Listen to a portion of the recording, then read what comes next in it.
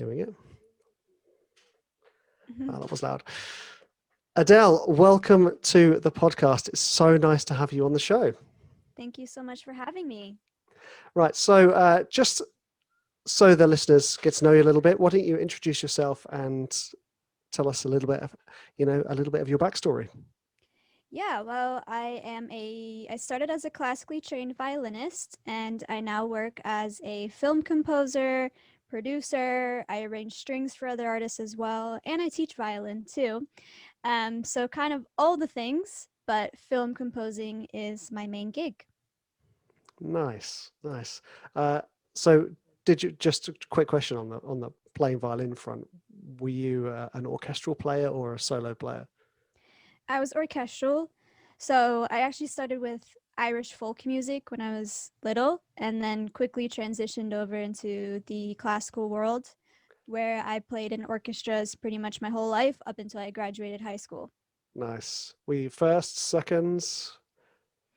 First, for most of the time, my once we got to a higher level, we were like a smaller chamber orchestra, and that was when our teachers kind of just shuffled us around, and it didn't really matter as much at the time, although I guess to high schoolers it mattered more than it probably should have mattered. But yeah, I would go back and forth between the two. Okay, yeah, I was always back chair of the seconds, playing You know, terribly. that happened to me a few times after a bad audition, so I feel it. It's no, it's where I want it to be. I never liked the spotlight, so I just let everyone else play really well, and I just made sure There you go. made sure my bowing was going in the right direction. Yeah, I had moments like those too. I think we probably all do. Yeah. Okay, right. So why don't you tell us something, just to kind of break the ice a little bit more? Tell us something surprising about yourself that not many people would know. I actually grew up a competitive soccer player, although I guess over there everyone calls it football. Um, for about 20 years, I was traveling and competing. So when I wasn't playing violin, I was really super active in that. I loved it. Wow, what position? I was left wing. Ah, speedy, I presume. Yeah, I was always the smallest on the team, so I had to overcompensate by being fast. Now, were you an attacking winger or were you more of a defensive player? Attacking. Yeah. Yeah. I wasn't very great at defense because I was so small. And Yeah. by the time we all got to a certain age, the certain girls that I was playing with were way bigger than me, so I kind of just left it up to them to Yeah. hold the defensive line. Yeah. Fair enough. Oh, nice. That's awesome. So I guess did you get picked up at any point for international soccer, or was it, I'm not sure how it works in the States. Is it the same over here? I don't know. Um, Here it's more of like you can get recruited for college. Um, Ah, and then from there you can pursue a pro career. But once I reached about 16, 17, I felt like music was taking up so much of my time and soccer was taking up so much of my time, and I had to choose which one I was going to prioritize. And so that was a big transitional moment where I had to say, I love playing, but I'm going to have to cut back, on the amount of time I'm dedicating to this sport, because I knew I didn't want to go pro. So that was a transitional moment for sure. I did have a few teammates continue on to college, so they went on to do their thing, but we all took different paths. nice. Okay. So, and you chose music. I did. Da-da-da. Right. Okay. So why don't we go back a few steps uh, in your musical career and start with your earliest creative memory?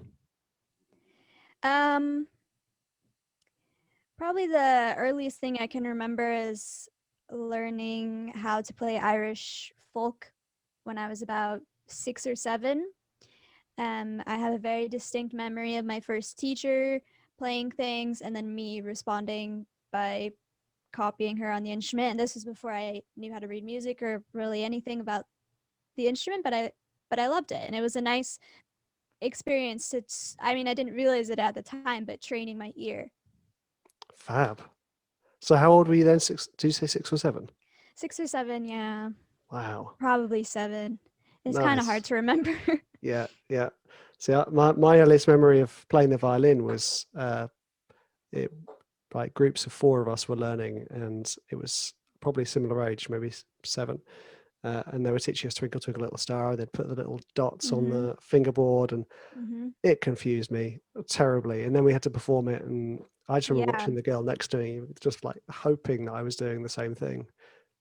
It's violins are weird. I teach beginners and most of them are pretty young, and it's hard teaching your body to do something that you don't really do that motion with anything else Yeah, except violin. yeah. It's that weird kind of balance of rigidity but Mhm. softness, which I always found so awkward. The posture Mhm. felt like, standing yourself in this correct position without Mhm. holding tension. Yeah, I'd always Yep, get that's sore a tricky shoulder. one. Yeah. So what type of teacher are you? Are you one of those teachers who's, tapping the bow on people's wrists, making sure their wrist angle is correct, or is it more just like, let's have some fun, guys? More of the latter, especially with young ones. It's important to foster their love for music. Obviously, I still want to teach them proper posture and have them and their parents see progress, but it's also finding a balance between disciplinary stuff where I am, adjusting their wrists and their arms, and fun stuff where I find out things that the student likes. For instance, yesterday I had a student who has expressed interest in composition and he's 10. So I got flashcards and had him build his own melody. And that was training him in sight reading, which he doesn't actually realize, but he's having fun with it at the same time. So allowing them to explore and just continue their love of music is what's most important. Nice. I love the fact that you were secretly teaching him an extra thing too. It's all secret. They don't realize it. Yeah. Take that, students. You think you're just having fun, but you're learning. Exactly. That's the key. Amazing. I used to teach classical guitar, and I'd sit in a room next to the violin teacher, and I'd just hear her shouting all day, like those poor little kids. Yeah, I've had teachers like that. But I know that when I was younger, I did not respond well to that kind of teaching. I only really understood it when I got older. Um, so it's important to just realize what age they're at and if that's really gonna help them or just scare them. Yeah, she must have been running like violin boot camp or something, I guess.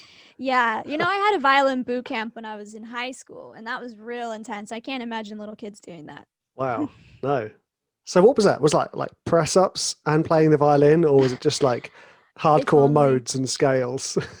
Kind of latter. It was part of regionals orchestra, so you audition with everyone in your region, and then they choose you for like this all-star orchestra, and then we were there for like 10 hours straight, just like technique and practicing orchestral repertoire and things like that. So it's like really intense, like a really intense day of playing.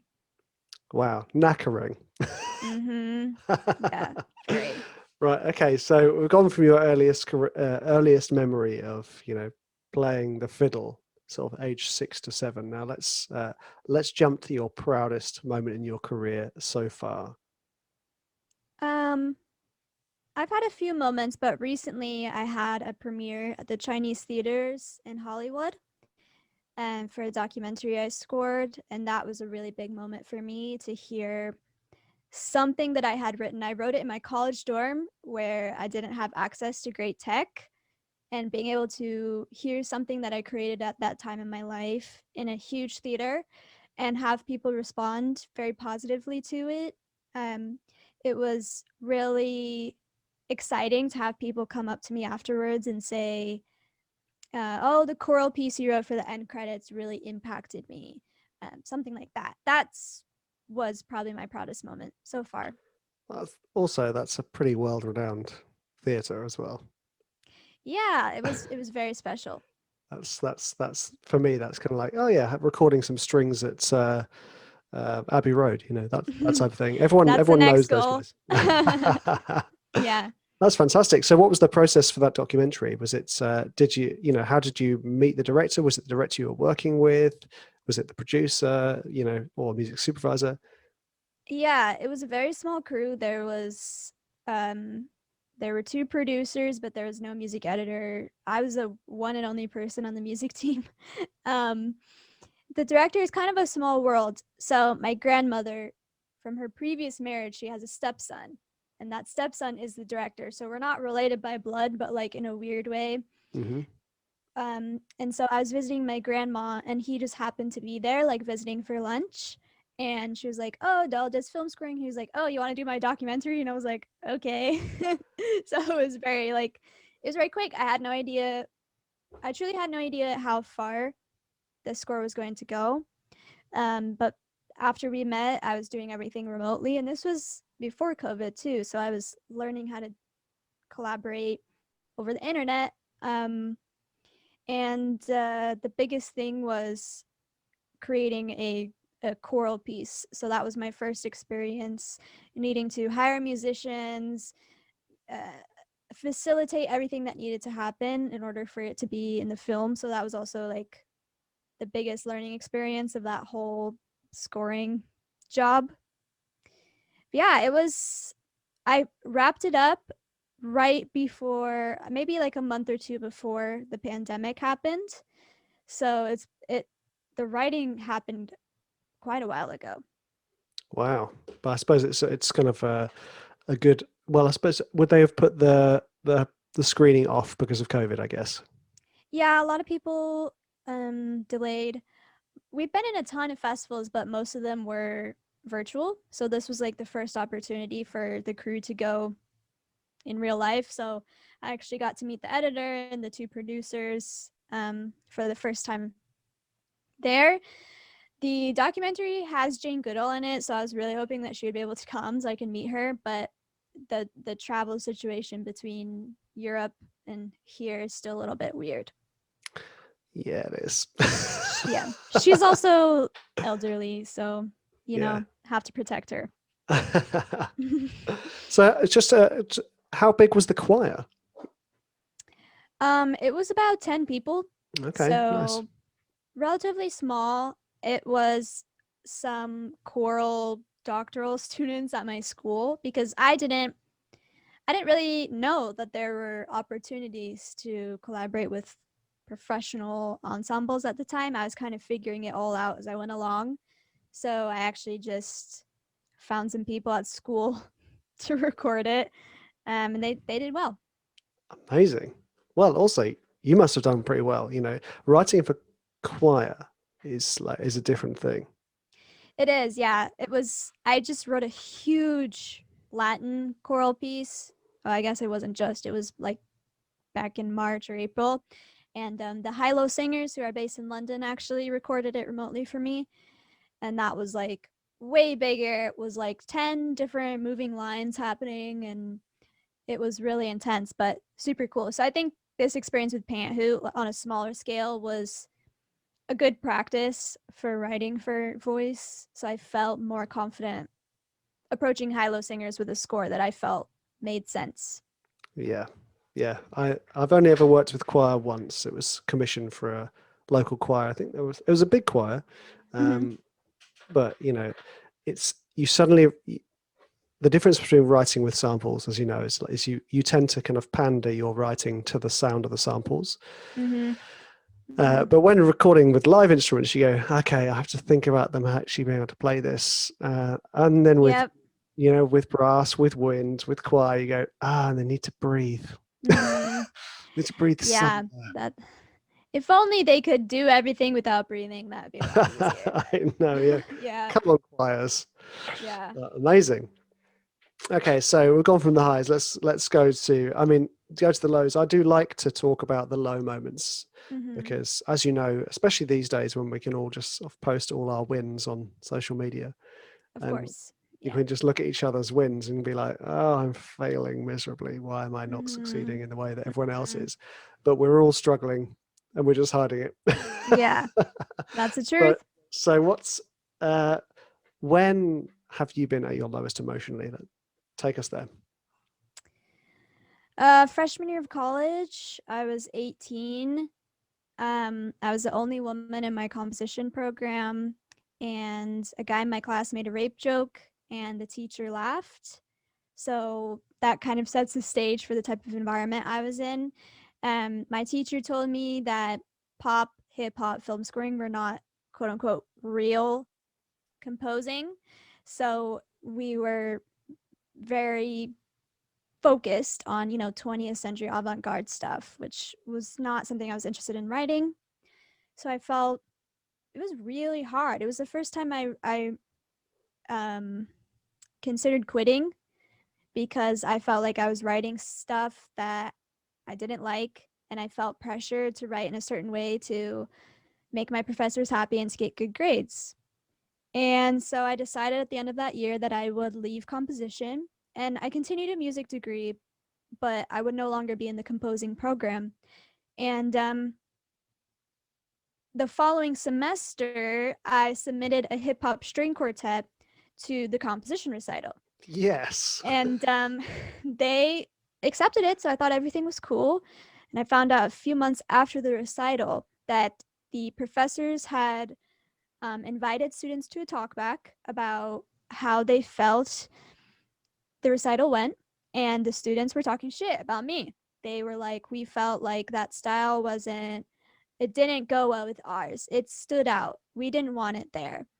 And it was, I was really upset. I feel like I sent a very carefully crafted email to the professor, something along the lines of, I wish I could have been in the room if you wanted to give me critique so I can become a better composer, blah, blah, blah. And he sent me back this horrible email that was, shrouded in academic language. But once I figured out what he was getting at, it was kind of like, fuck you, you're not a major anymore, and I don't care, basically. And part of my email was like, I feel uncomfortable, like, as the only woman in the program, that all these my male peers are talking about me, and you're allowing that. And then he said something like, that's just how the world is, so get over it. Yeah, it was horrible. I felt very, very, very upset. And it was my first experience. Yeah, it was really my first experience of like really feeling alone and othered. I went to a high school that was mostly girls, so I had never experienced that before from a supposed authority figure in the classroom. And so I ended up, I don't know if this is a thing over there, but in the US, we have Title IX, which, if you report someone for a Title IX violation, that's usually like racial or gender discrimination. And so I reported him and I sent him this letter that he sent. And I was like, is this enough to open something? And they were like, hell yeah, this is horrible. And it was kind of this whole battle. And um, I still hold a grudge towards that guy. But I feel like it like really shaped my college experience and how I felt about myself and my music. And it took a long time to get my confidence back.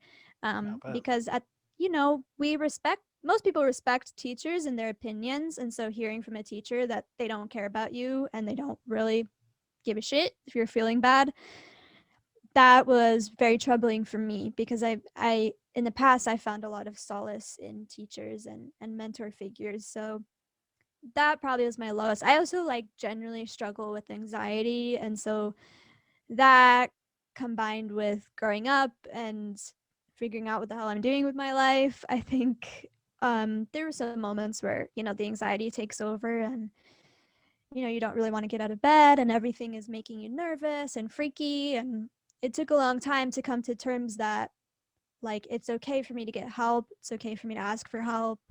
But the few years where I didn't want to ask for help and I was struggling with these things was that was really tough. So it was at that point you weren't asking for help during all that stuff. Yeah, I mean, I would confide in my friends that this thing was bothering me, but it wasn't like, hey, I'm having an anxiety attack. Like I would have panic attacks on the regular. I definitely was burned out, so I was tired all the time. Um, I was overworking myself with like shitty retail jobs that were making me feel like my soul was being sucked out of my body. So all of the things together. uh, but I didn't realize. I was like, I mean, I feel freaked out sometimes, but I didn't realize it's something that can be diagnosed. And It wasn't until I started dating my partner that he brought up that it was kind of like, I can't take on this burden for you, because I think I was expecting my friends to take it on for me, and that was when I realized that there are professionals who can help you shoulder that burden and help you work through things that have upset you or traumatic things in the past. Like, for instance, I still had to work through that experience with that professor and how that made me feel. And it's true, like, you hold trauma in the body, and so that's why you always feel tired and worn down. And the only way to help that is by, at least for me, understanding why I felt those ways was like a huge breakthrough moment. But Hmm. it took a few years to get there. Wow, That was that's a lot. that's a lot. I love how much you opened up as well. That's awesome. Like, it's I think it's awesome you real. opened up, just not Yeah. the whole situation was horrible. Well, yeah, I'm a huge advocate for mental health, and I think creative people, our brains are so powerful, but they can be powerful in a positive way or a negative way. I feel like we're more sensitive. So every creative person I know struggles at some point. It's important to tell people, like, you're not alone, and these things are unfortunately normal, but you can find help. it's there's so many things I want to talk about from what you've just said, but I'm going to dive into that last bit. It's Mm-hmm. so great that you have that realization now, that you understand that our greatest tool, our imagination, our connection, what I would could say, our connection to our souls and our inspiration, is Mm-hmm. also the thing that means that we go a little bit, you know, Mm-hmm. you go off the rails a little bit too easily, Yeah. and that, Yeah. automatic negative thoughts being there on the Exactly. rampage, all this stuff. And also, I love the fact that you brought up trauma being stored in the body. That's something I have a long-term injury on my left arm from violin, and a lot of it is, overuse, but it's exacerbated by um, pushing myself too hard and thinking that I need to be perfect, and then as a result, playing violin for too much in such a short amount of time, and then my body breaks down. So it's things like that where it all comes back to your state of mind. My push to be perfect, which I'm sure many other artists can relate to, ended up me being injured and having to stop playing for like 6 months. So things like that as well can be really harmful. Yeah, absolutely. So, what did you? I mean, you talked about opening up to professionals and seeking help. Um, you care to share any tips specifically about anxiety? I know a lot of composers who suffer from tremendous anxiety. The whole Mm-hmm. process, composing can be quite or creating of any kind can be an anxiety inducing process, especially if your Mm-hmm. critical mind is functioning a bit too much. Mm-hmm. And then when you hand over your work to the gatekeepers, whoever they are, Yeah. directors, producers, supervisors, and then that whole process of it being out of your hands can and does create a huge amount of anxiety for a lot of people. Have you got any Mm-hmm. tips that you could share? Well, for one, I'm a huge advocate of going to therapy if you have the resources to do so. Um, Speaking with someone regularly, even if you don't feel bad in the moment, it's good to just decompress your week with someone. Um, she has taught me, it's called EMDR, where it's like touch points. So if you feel an anxiety attack coming along, a therapist or an EMDR specialist can help you. They basically program a safe space into your brain. So by activating this touch therapy, you're bringing your brain back into focus of that safe space, and it can calm you down.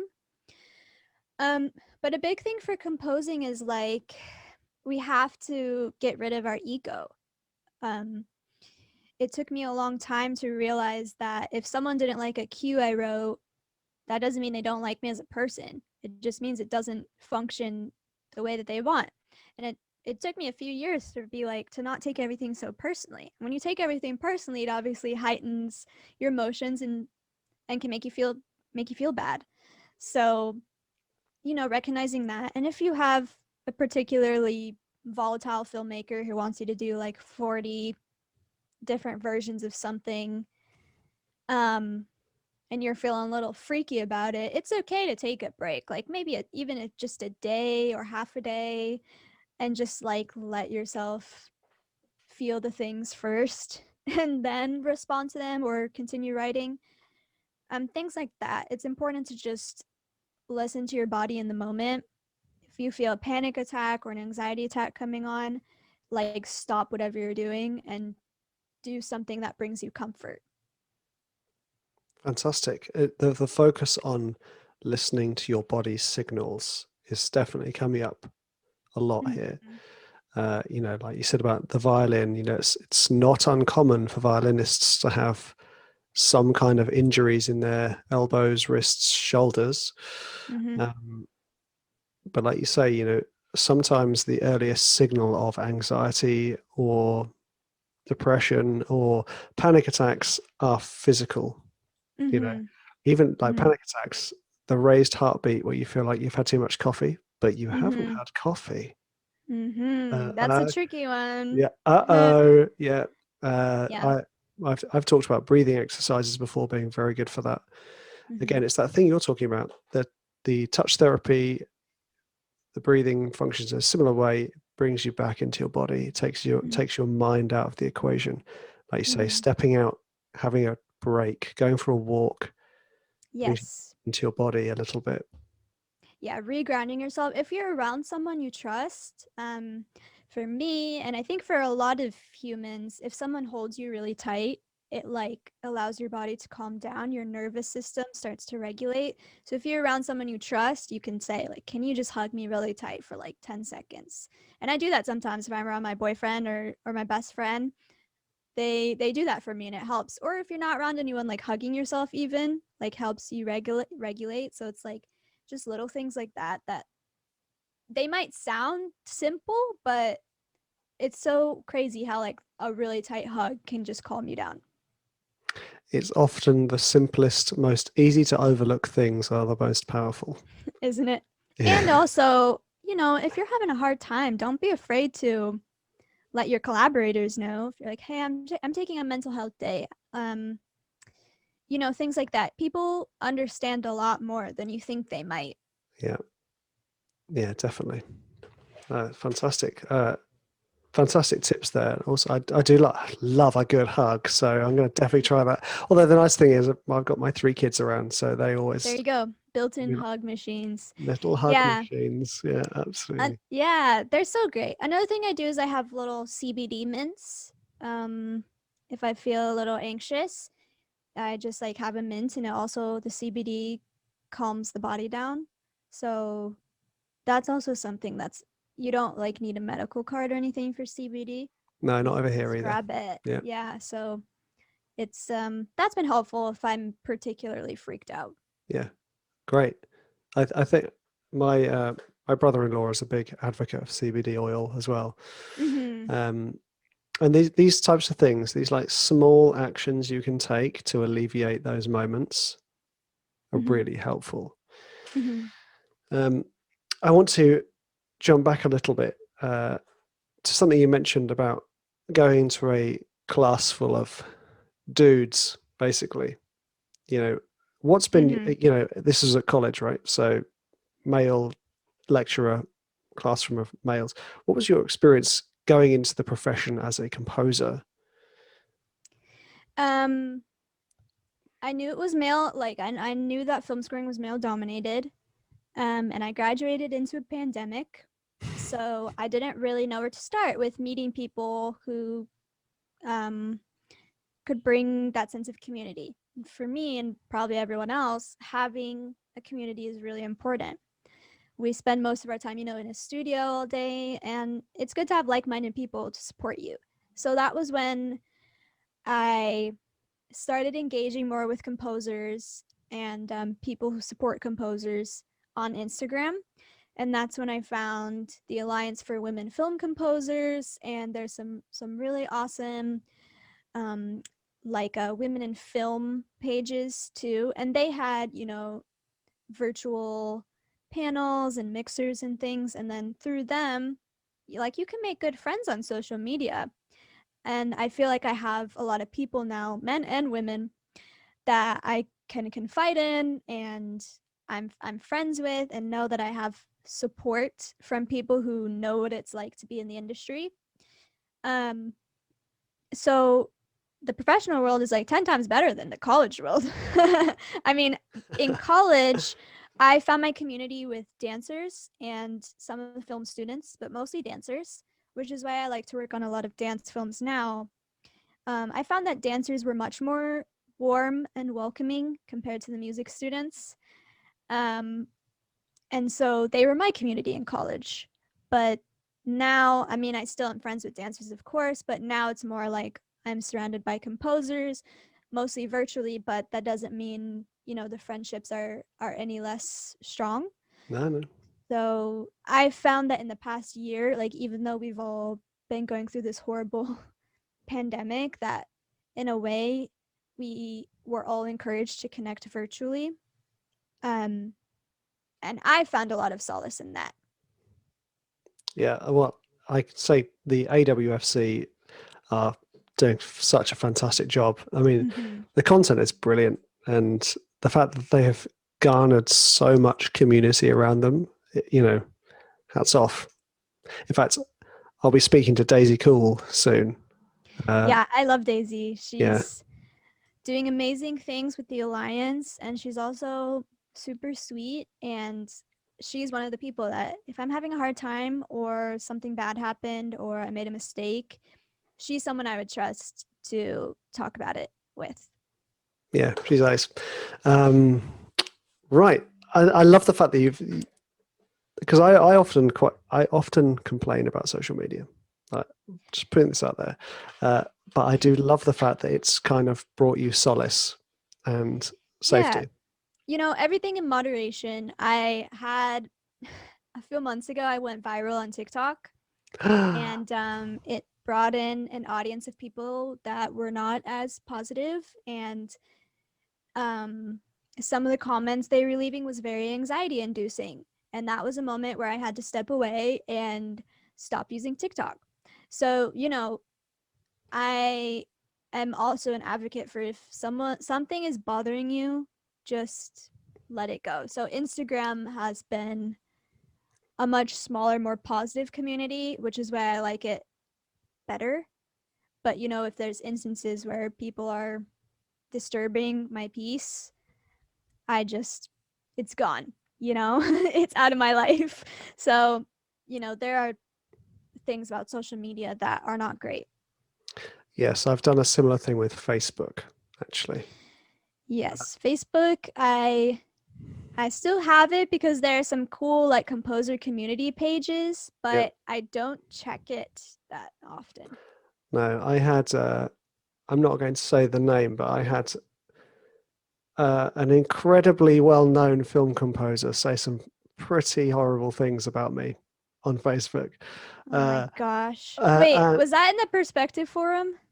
uh, no, it was one. I've been running some ads for one of my courses, and Oh. it sort of chimed in on every single one of my ads. uh, and I Yeah, wow. I'd looked up to this person immensely. I Mm. still look up to their music. Their music is fantastic, but my opinion of them as a person has dramatically dropped. Uh, Oh, uh, totally. Yeah. yeah, I it's don't know if you're part of the perspective forum, but I've seen some very high profile composers on there treating people with malice, yeah, and there are a lot of egos in this community, yeah, and it sucks because, yeah, you look up to them and then you find out that they're mean bullies. yeah, And that's why I also think it's important to have, like, a smaller circle of people and other composers that aren't like that, because it can be really disappointing to see things like that happen and make you you don't want to question, being in an industry, if that No, makes sense. oh But it's yeah. still, I'm sorry that happened to you because that's not okay. Oh, thank you. Yeah, as you said, it, as we have our creative imagination running wild, that type of thing just triggers it. And all of a Hmm. sudden, I'm having imaginary arguments for the next 2.5 Right? weeks. Yeah. Goodbye, Story of composing. my life. Yeah, it's, people who have the time to be rude to other people online. It's like, can't you be doing anything else with your they're time? they're obviously not in a good place emotionally. Definitely. But while I try to have empathy for people who are like that, it's also like, what the hell? Like, it pisses Yeah, me off too. So, yeah.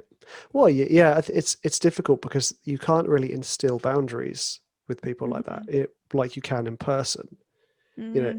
online, if you say to them, "Hey, it's not okay to say that stuff. Can you stop?" Like Yeah. you're hurting my feelings. Stop it. Hmm. you know, that's not going to stop. I've seen that countless times on a Facebook thread or something when someone's been like, "Hey, let's chill out, guys," and when Yeah. it just gets worse, you're like, And "Oh, everyone's like, no. yeah, Yeah. no, fight, fight, fight." Yeah. It's like the group mentality. But Hmm. yes, let's return to the nice side of social media because that's how I found you through Instagram. Yeah. uh, and I think it's fantastic that we have this ability to reach out to other talented musicians and start a dialogue and to sort of positively support each other. I think it's really nice. Uh, Yeah, me too. I've gotten a lot of gigs through Instagram as well. So don't underestimate the power of, like, you never know who's looking at your page. no, that's absolutely true. Like, absolutely true. And you are not the first person to say that you've got work through Instagram as well, which I think is cool.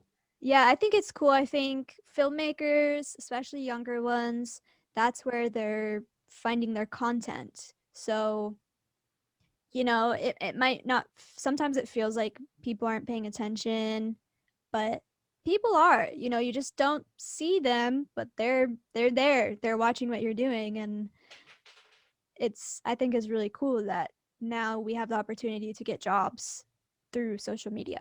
Yeah. Yeah, absolutely. It's amazing. And also, it kind of validates the time we spend on it. Uh, Yeah, sometimes it's like, why am I doing this? I But know. then it becomes worth it. Yeah, I quite like the idea of everyone always says to you, when you start out, don't be on all of the social media platforms, just be on one. It's really hard to do that at the start. Be like, well, Hmm. I want to see which one I like the most. And then once you've found one, it's really nice just to be like, I'm going to ignore everything else because I don't care about that. Yeah, Like, my people are yeah, here. yeah, exactly. And you have to remember, like, we are composers first before we are like content creators. So, Yeah, like, the priority should be you creating what you love, and that might mean having to ignore certain social media platforms, whatever works. But I do yeah. that. I definitely ignore.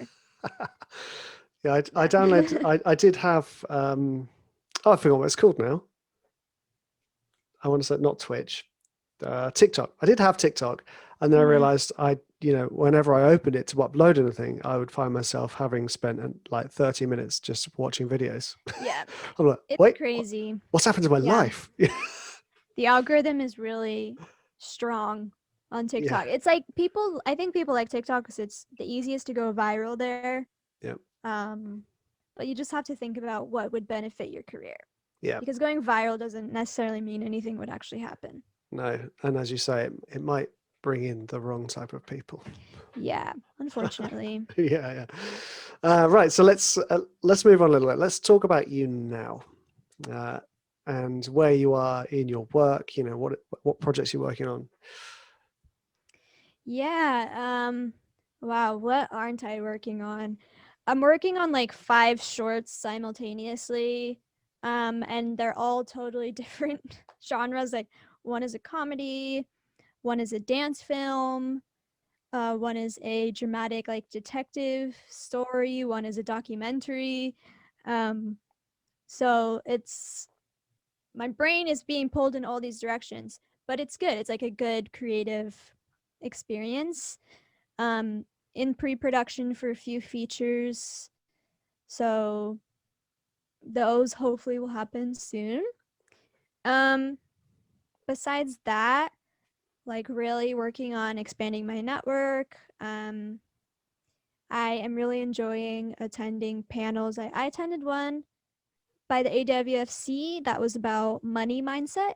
And so I became really inspired to, I'm taking a financial class to learn how to support myself as a business. So it's like I'm writing music, but I'm also thinking about how I can improve myself as a business owner, which all composers really are.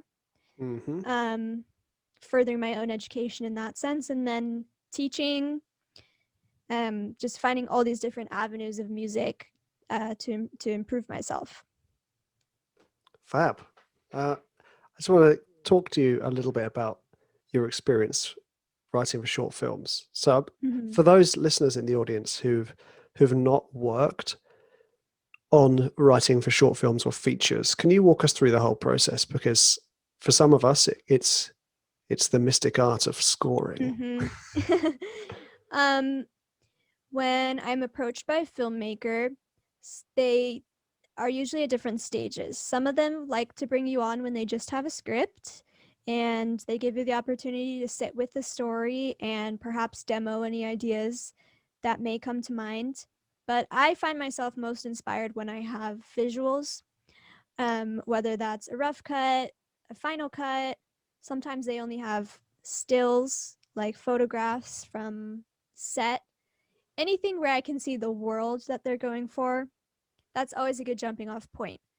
And then it's important to have a conversation with them about what story they are telling, what emotions they want to convey.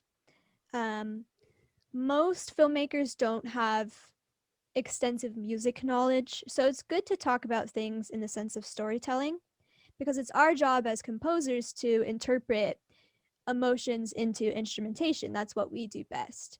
So, filmmakers will often leave it up to me to just think of ideas, but some of them have opinions. Like, they're like, I would really like it to be more ambient style, or I really want it to be electronic, EDM. Sometimes they have very specific ideas for what they want. So, no matter what we have, I either have an emotion or I have, music that they're interested in hearing.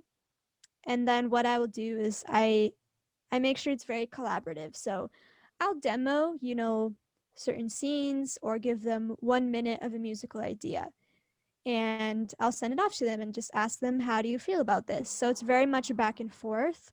Um, and they can give me their opinion if they like it, if they want to try something else. And then we just build from there. And then eventually we have a whole score. So every collaboration is different. Certain filmmakers are a lot more hands off, whereas other ones like to be extremely hands on. So sometimes I'll have live composing sessions where they can listen in virtually and give their thoughts on certain instrumentation or melodies or whatever. Um, yeah, it's while it's different, the general like arc of how it happens stays the same. It like starts with an initial conversation, and then we have this collaborative mode which lasts however long it needs to last, and then we finalize the score, polish it up. If the film has a budget, bringing in a mixer, a mastering engineer. But a lot of the time with indie films, composers are doing everything themselves. So, learning the technology to the best of your ability so that it sounds polished. That's pretty much it. Nothing too Nice. crazy. I've never had one of those live composing sessions. Uh, how does that feel? It's a little nerve-wracking. By the time I did this live playback with this director, we had been working together for a few months. So I felt that we had a level of trust so that I felt I could freely try things out, and she would give me the space to do so, and she wouldn't be like, I hate it. She would be like, oh, can we change this? Can we change that? Um, I think that directors really like to see what we're seeing, even if it makes no sense to them. So a lot of the time they're just sitting back and watching. Um, but it can get really intense. I think I had one where it was like almost 6 hours long, um, on like the same 1 minute scene. So it was like there are certain moments like that where it's kind of like running a marathon. Wow, that's like, I guess they were essentially going, change that note, change that Yeah, sound, that's an example of a director being very hands-on. And I micromanaging. Yeah, micromanaging. Sometimes like I had to like ask for a break a few times. Like I was like on the clock, like working really Yeah, hard. But legally, I'm allowed a break. yeah, that's exactly how I was feeling. But I also like you have to remember that these filmmakers have been living with this story for much longer than you have, Yeah, and it's their baby. So you have to let them protect their baby however it means to them, and just try to have an upbeat attitude even if it's a 6 hour long session. yeah, it's a good example of what you were saying earlier about learning to let your ego let Yeah. go. Like, leave the Yeah. ego outside the door because you're working for somebody else. Mm-hmm. Exactly. I think a lot of filmmakers who micromanage, they're early in their career, and when they become old, maybe more experienced with working with composers, then they tend to let you go and do your own thing. Not everyone, but um, they feel a little bit like they can trust you. So hopefully in the future, these filmmakers can give me time just by myself. Yeah, yeah. So if you were in that situation where a filmmaker, maybe say quite a renowned filmmaker, had said to you, Adele, I want you on the project. Here's the script. Here are some stills. Go do what you do. Right now, what would your go-to approach be? And I mean sonically here. I know it's different for every film, but Hmm. as musicians and composers, we all have this kind of like ideal sound palette. You know, Yeah. I, I'd reach for sort of ambient pads and some Hmm. live strings. That's Hmm. where I would naturally go. Yeah, Yeah. I mean, I'm a string player, so anything strings. Um, I understand the potential of what one string instrument can do, so I like to explore like with mutes or with different bowing techniques or things like that, or attaching my violin to a delay pedal. Like there's a lot you can do with just one sound. So I like to experiment with that. I've recently gotten into like beats and synths and things that you might hear in pop or hip hop or whatever. So I like to combine genres. I think it's really interesting. So yeah, kind of those two things. Very Nicholas Bertel esque. He's like a huge inspiration. I enjoy how he combines things and the sounds that he's getting. He recently like played piano on a Pop Smoke track, so I thought that was really cool. Like he's also delving into hip hop. So yeah, just like I think those are my main go tos for sure. nice. I think I get that's a really important lesson for composers of all levels of experience to remember how a single note played appropriately can carry Mm-hmm. all the emotion and all the story that you need. Mm-hmm. The Yeah. limitation of sound. We're also, as a trained music composer, we are generally expected to kind of carry not just a full orchestra, but several full orchestras, all the synths, all the massive Mm-hmm. drums, everything. And you forget how crucial it is to be minimal in your approach sometimes. Mm-hmm. Yeah, I'm a big advocate for minimalism. I think the industry has had a lot of epic orchestral scores, which are great, but I think audiences are starting to respond to more minimal scores or more unique sound palettes. Um, so it's important to also be aware of what audiences are responding well to, and remembering that um, sometimes giving them something new and is refreshing for a listener. Yeah, absolutely. Absolutely. So, what advice would you give to someone who's in their creative journey, but they're struggling? I think this is because, just to kind of highlight about helping people out when they're in that point where they're finding it hard to carry on. Um, Going back to this idea of like honoring your body. Does your body need sleep? Do you need a break from your instrument? Do you need to go on a vacation? Those are things that can be your first clues towards, are you burned out? Is that why you're having a hard time? Are you feeling alone? Then that might be time to try to find a community, confide in friends, family, a therapist, things like that. On the other hand, sometimes I know composers struggle when we've spent all this time writing music for other people, and we need to reconnect with our artistic selves too. So write something just for you. You know, you can release it or you don't have to. Just something that you want to write and it's not for anyone else.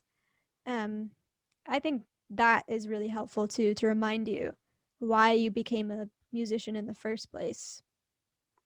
I think that's such great advice.